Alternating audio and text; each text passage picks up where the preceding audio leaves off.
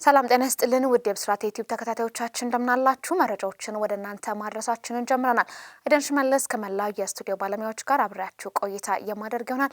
ቀዳሚ የምናደርገው የሀገር ውስጥ መረጃን ነው።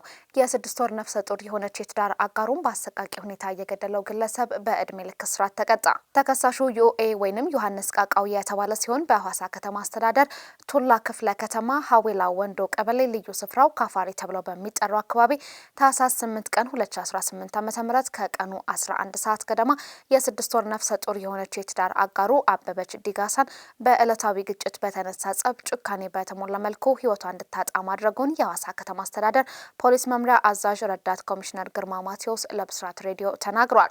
እንደ ኃላፊው ገለጻ ግለሰቡ ጭካኔ በተሞላበት መልኩ የሰውነት ክፍሏን በስለት ቆራርጦ ከገደላት በኋላ አስከሬኗን ገደል ውስጥ መጨመሩንም ተናግሯል። ፖሊስ ተከሳሹ የፈጸመው ወንጀል በሰውና በሰነድ ማስረጃ ካጣራ በኋላ ለሐዋሳ ከተማ አስተዳደር ከፍተኛ አቃቤ ሕግ መዝገቡን አስተላልፏል።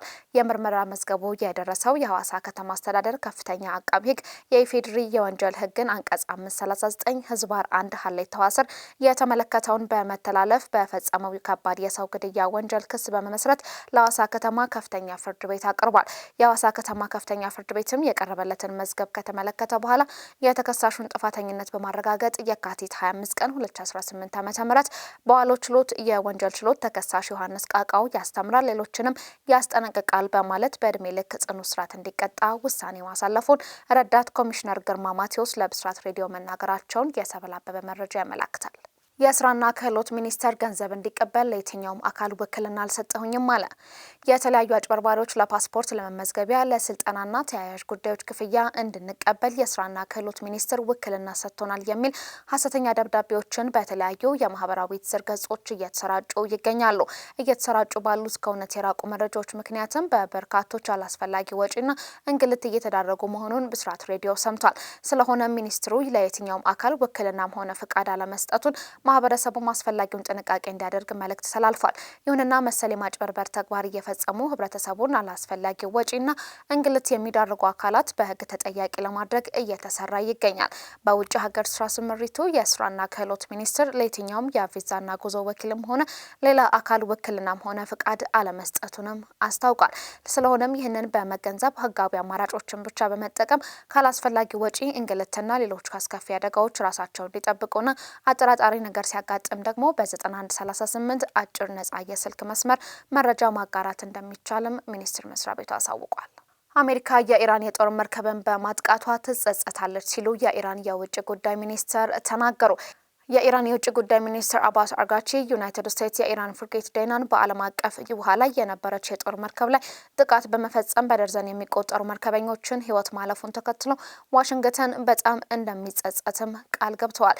ጥቃቱ የተፈጸመው በህንድ ውቅያኖስ ስሪላንካ ደቡባዊ ባህር ዳርቻ ከፐርሺያ ባህረ ሰላጤ በመቶዎች የሚቆጠሩ ኪሎ ሜትሮችን በመሻገር ነው። የአሜሪካና የእስራኤል ወታደራዊ ጥምረትም ኢራንን ከቀዳሚ ጀምሮ እየመታ ይገኛል። ዩናይትድ ስቴትስ ከኢራን የባህር ዳርቻ 2000 ማይል ርቀት ላይ ባለው ባህር ላይ አሰቃቂ ድርጊትም ፈጽማለች። 130 የሚጠጉ መርከበኞችን የጫነ የህንድ የባህር ኃይል እንግዳ የሆነው ፍሪጌት ዴና ያለ ማስጠንቀቂያ በዓለም አቀፍ ውሃ ተመቷል። ቃሎችን እንዳይረሱ አሜሪካ በጣም ትጸጸታለች ሲሉም አርጋቺ ተናግረዋል። ፍሪጌት አይሬሲ ዴና በአሜሪካ ባህር ሰርጓጅ መርከብም ተመቶ ሰጥሟል። የስሪላንካ ምክትል ውጭ ጉዳይ ሚኒስትር እንዳሉትም ከምስራቃዊ የህንድ ወደብ ወደ ኢራን መርከቡ እየተመለሰ ነበረ። በስሪላንካ የወደብ ከተማ ጋሌ የሆስፒታል ባለስልጣናት እንደገለጹትም በጥቃቱ በአጠቃላይ 87 አስከሬኖች ማግኘታቸውንም ተናግረዋል። ኢራን በፋርስ ባህረ ሰላጤ ላይ የሚገኝ የአሜሪካ ነዳጅ ጫኝ መርከብን መታች። የኢራን ከፊል መንግስታዊ የሆነው የታስኒም የዜና ወኪል እንደዘገበው በሰሜናዊ የፋርስ ባህረ ሰላጤ ላይ የነበረ የአሜሪካ ነዳጅ ጫኝ መርከብ በኢራን ኃይሎች በተተኮሰ ሚሳኤል ተመቷል። የዜና ኤጀንሲው እንዳስታወቀው ነዳጅ ጫኝ መርከቡ በሰሜናዊ የፋርስ ባህረ ሰላጤ በአብዮታዊ ጥበቃ ጓድ ኃይሎች ተመቶ በእሳት እየተቃጠለ ነው ሲሉም ዘግቧል። ከአሜሪካ ምንም አይነት አጭር አስተያየት የጥቃት ዙሪያም አልተሰጠም። የአብዮታዊ ጥበቃ ጓድ ኃይሎችም ቀደም ሲል የሆርሙዝ ወሽመጥን ሙሉ በሙሉ እንደሚቆጣጠሩና ነዳጅና ዘይት ጋዝም ወደ ውጪ ለመላክ የሚደረገውን እንቅስቃሴ ሙሉ በሙሉ እንደዘጋውም ተናግረዋል።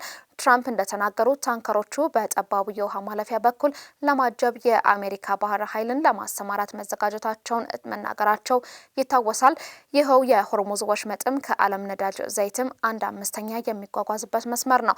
በሌላ መረጃ ካሳለፍነው ጀምሮ 17500 በላይ የአሜሪካውያን የመካከለኛ ምስራቅ ወደ አሜሪካ መመለሳቸውን የውጭ ጉዳይ ሚኒስትር ረዳት ሚኒስትር ዲላን ጆንሰን በሰጡት መግለጫ አስታውቀዋል። ጆንሰን እንዳሉት የመምሪያው ግብረ ኃይል ወደ 6500 የሚጠጉ አሜሪካውያንን በደህንነትና በጉዞ እርዳታ እንዲወጡ ማገዙን ቢገልጽም በመካከለኛው ምስራቅ አውሮፓና እስያ ውስጥም በርካቶች አሁንም ለመመለስ በሂደት ላይ ይገኛሉ ብለዋል። ተመልካቾቻችን መረጃዎቻችን እነዚህን ይመስሉ ነበር። ኤደን ሽመለስ ከመላው የስቱዲዮ ባለሙያዎች ጋር አብራችሁ ቆይታ አደረኩኝ። የዩቲዩብ ቻናላችንን ላይክ፣ ሰብስክራይብ፣ ሼር በማድረግ ቤተሰብ ይሁኑን። ሰላም።